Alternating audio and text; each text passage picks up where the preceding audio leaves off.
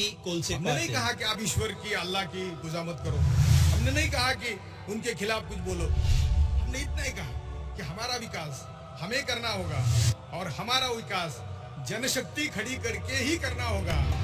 और जब तक आप नए सिरे से नहीं सोचेंगे और जब तक इनका मुकाबला हम नहीं करेंगे तो हम जस्टिस फॉर पीस की भाषा भी नहीं कर सकते। चाहे वो क्रिमिनल जस्टिस हो, चाहे वो सिविल जस्टिस हो, चाहे वो जस्टिस ह्यूमन लेवल पर हो, you have to deal justly if you expect peace to prevail. Justice Hosbet Suresh. So today, if you want peace in the society, we have to have justice.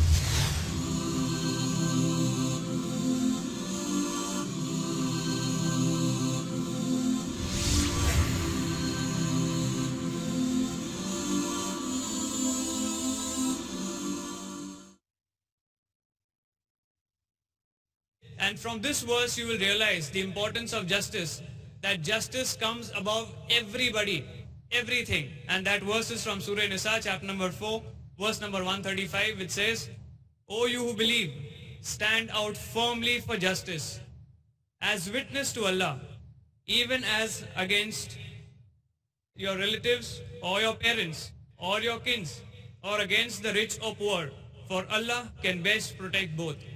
So we see, इससे पता चलता है कि that we have to deal justly and we have to stand for justice, whether it be against anybody, whether even if it's your parent, whether it's the rich or the poor. इससे पता चलता है कि justice का importance क्या है, how important it is for us to be just. And if we deal justly, inshallah, we will see that there will never be any breach of peace or public tranquility. There will not be any hatred. There will not be any communal disharmony.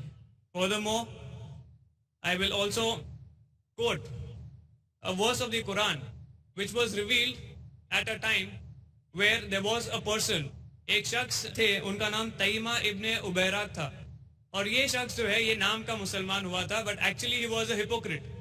और इन्होंने एक armour steel किया था, weaponry होती है वो उन्होंने चुराई थी, और सबों को डाउट था कि ये वेपनरी जो है उनकी ही थी, उनके पास थी और उन्होंने चुरा के रखी थी.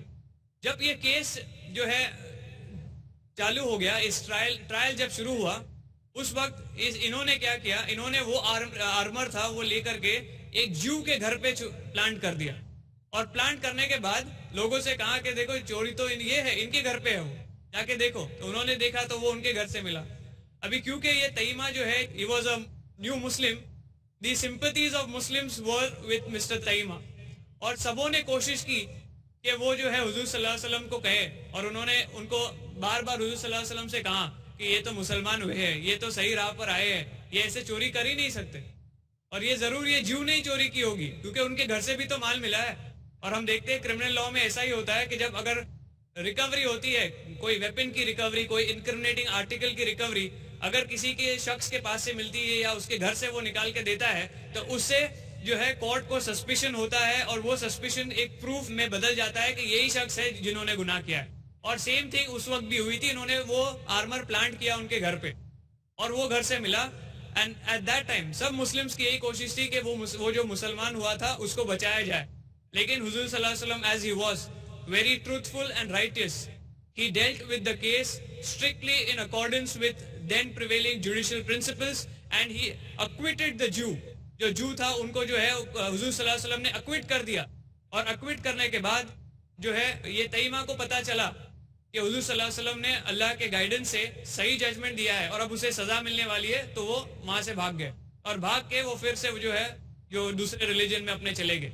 और इस वक्त जो आई थी वो थी सूरह निसा की चैप्टर नंबर 4 वर्स नंबर 105. अल्लाह ताला फरमाते हैं, we have sent down to thee the book in truth that thou might जज between people by that which Allah has shown thee. So be not an advocate for those who betray their trust. Therefore, इससे पता चलता है that justice is the sine qua non. It is the most essential thing if you want peace to prevail. If there is no justice, there will not be peace. I end my address by quoting a Chinese proverb which says, it is better to light a candle than to curse the darkness. So let all of us present here, let us light the candle of peace and spread the light of justice. Thank you.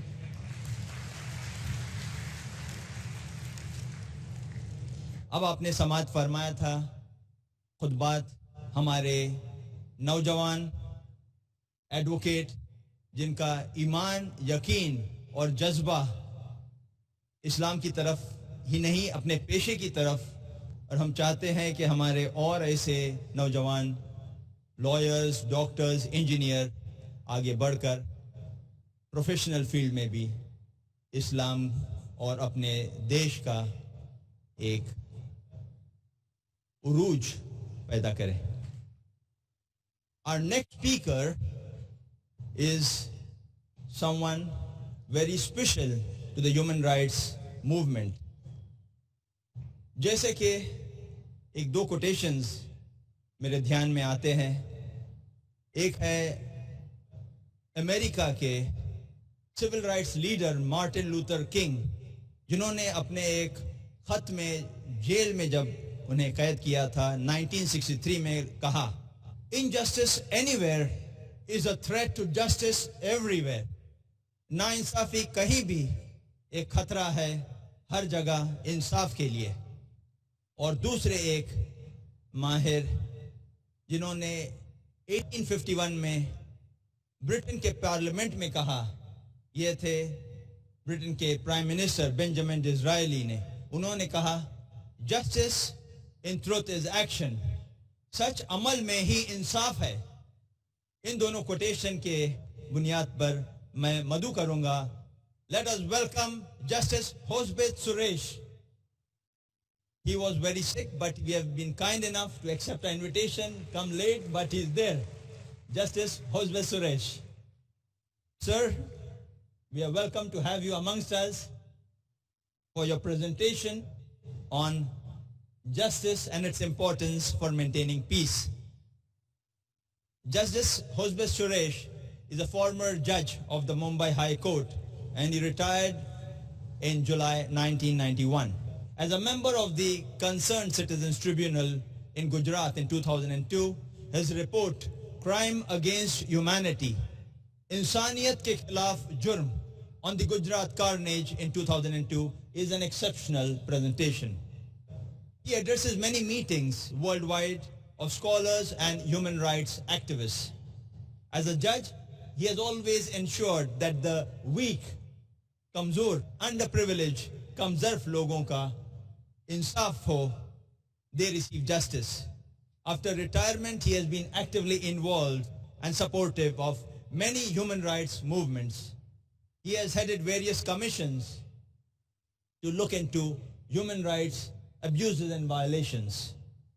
The People's Verdict, Awam Ka Faisla, is one of the famous unbiased reports on the Bombay riots, which he presented along with his colleague Justice Daud about the 1992-93 Mumbai riots.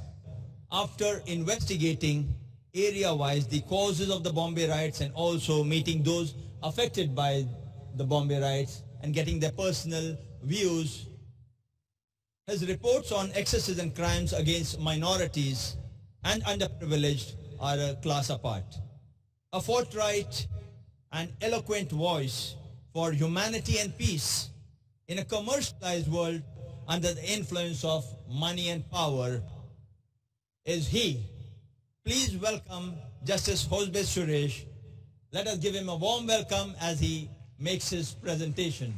Justice Hosbet Suresh. We would have the question and answer session after this. If you have any question, kindly note down your question and pass it up on my left, so it can be presented to me and I could in turn present to the speakers.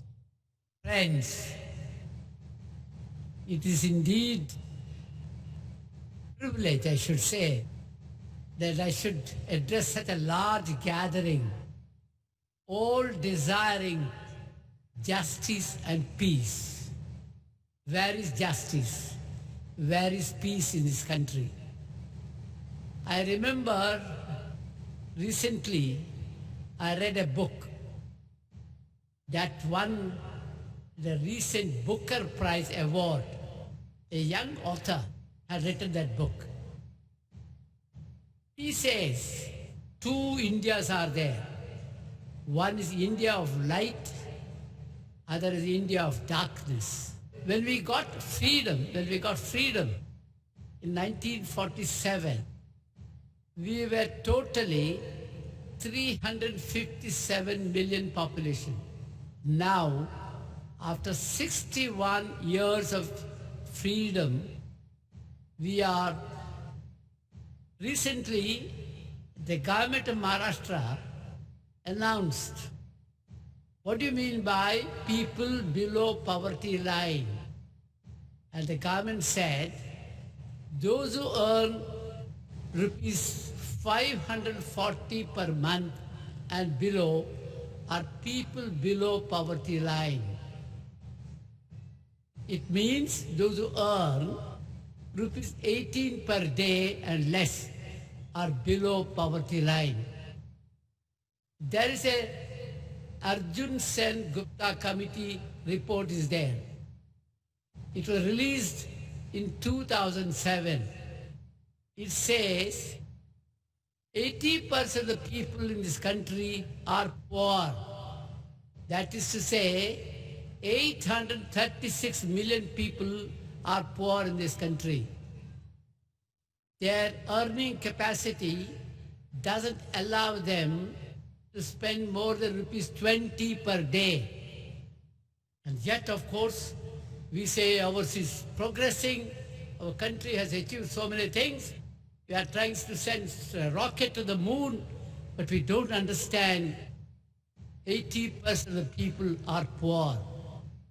Recently, you have heard of Obama. Everyone said, oh, Obama the great. Obama is the one who will bring change in the whole world, and so on. And of course, the jargon in this country, as many people think, oh, we also can change. 61 years ago, on the midnight of 1947, August 15, 1947, Jawaharlal Nehru also said the same thing. In his great speech, Tryst with Destiny, what he said was, when the whole world sleeps, India awakens.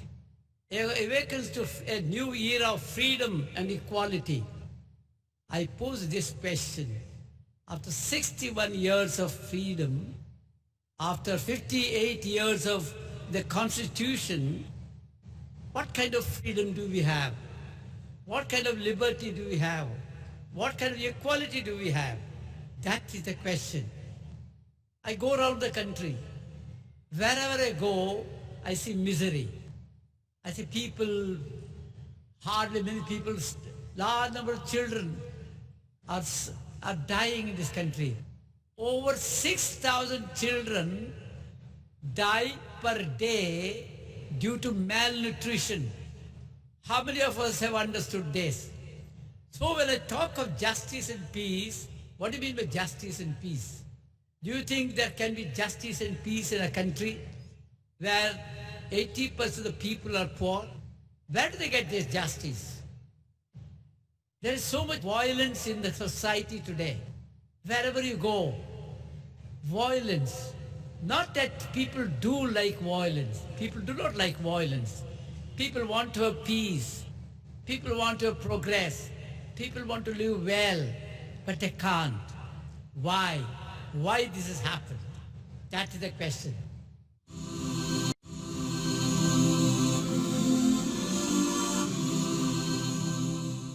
Where 80% of the people are poor, where do they get this justice? There is so much violence in the society today. Wherever you go, violence. Not that people do like violence. People do not like violence. People want to have peace. People want to have progress. People want to live well, but they can't. Why? Why this has happened? That is the question. People have a feeling today, particularly when I say the poor 836 million people in this country, they do not get justice. Large-scale injustice take place everywhere. Large-scale violations of human rights take place everywhere. They are right. If you raise your voice is suppressed by the government. sometimes by the so-called politicians and so on. You are just silenced. How many of us you can raise your voice? If you raise your voice, one doesn't know what will happen to you. And how do you expect in a situation like this to have justice and peace? When we drafted the Constitution, we had great ideals. We said we will have soon a republic, which means people's power. The word republic means people's power. When we say people, all people, Hindus, Muslims, poor, rich, everyone come. It's the people's power. How do you achieve? Through democratic means. So people, by democracy, will establish a republic. What has happened to democracy? We see the election that is going on all over the country. Who represent the poor people in this country? Today, it is the crore-pratis who represent. Everyone who is a member of the parliament has become a crore-prati. And can you imagine a country where 80% of the people are poor being represented by crore-pratis?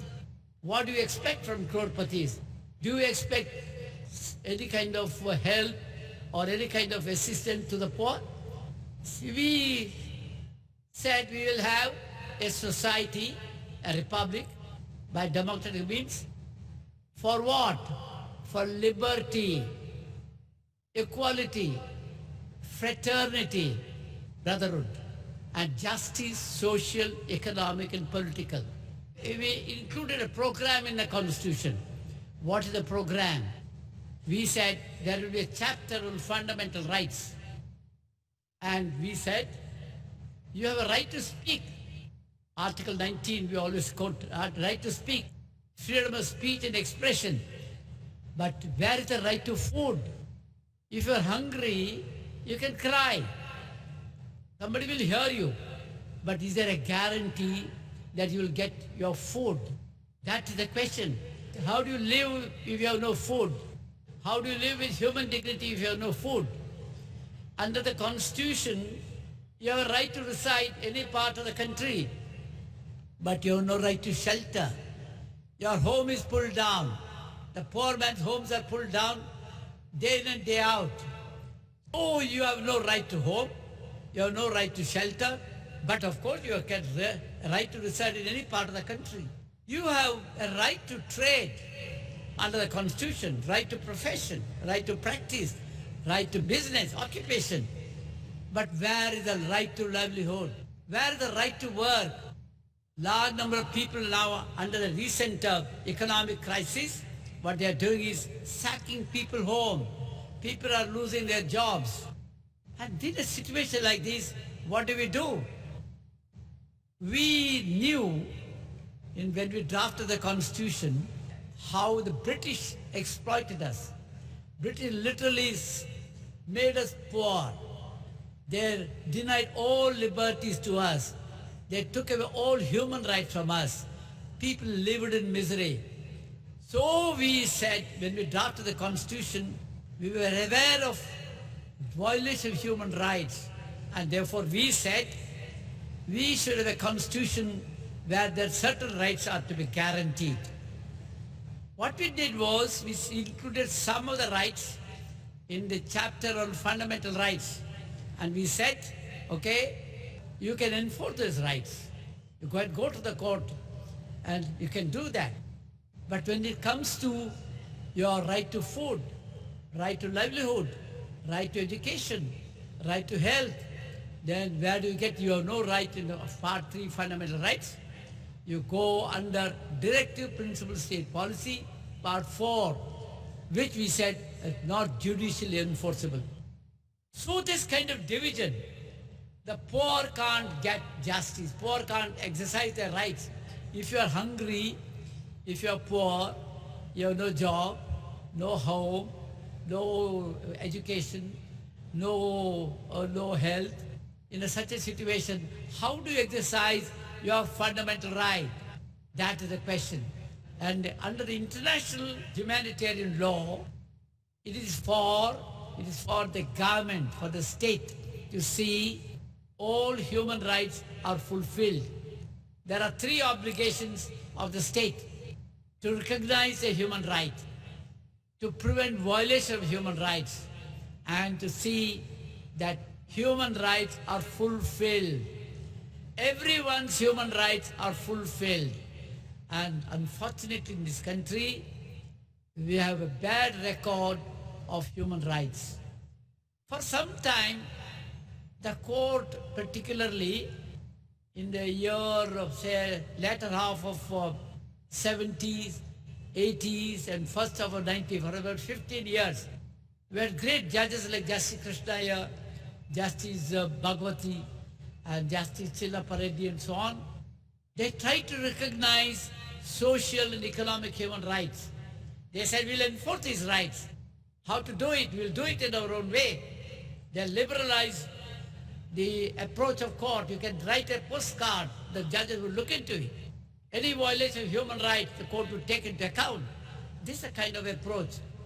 But after 15 years, today what has happened is, if your slums, your homes, your poor men's homes are being destroyed day in and day out by the orders of the High Court, orders of the Supreme Court. In Bombay, you must have seen, large number of slums were demolished, all in the name of environment, some in the name of illegal construction and so on. But nobody understands, where will these people go? How will they survive if their homes are taken away? Government gives no homes. This is a kind of situation. Again, when it comes to fundamental rights, we had one great judgment delivered during that period. We call Maneka Gandhi's case. Under Maneka Gandhi's case, what we said was that the law the government makes must be a reasonable law. Law the government makes must be a just law. It's a proper law. And such a law must also lay down a proper procedure, a reasonable, just procedure. If that procedure is there, then of course that will be recognized. But if the law is unjust, law is irrational, law is draconian, the court will not recognize such a law. Law will be struck down. And that will be again due process. This is what we said. But what happened thereafter, one must see. We brought in Tada. And what happened in Tada? Tada denied right to bail. Tada allowed police to take confessions. Confession statements could be extracted. Tada denied the identity of witness. Victim could not be given to the accused. So many harsh provisions which could never have been sustained after the Maneka Gandhi case. But in the name of security, the court upheld that law.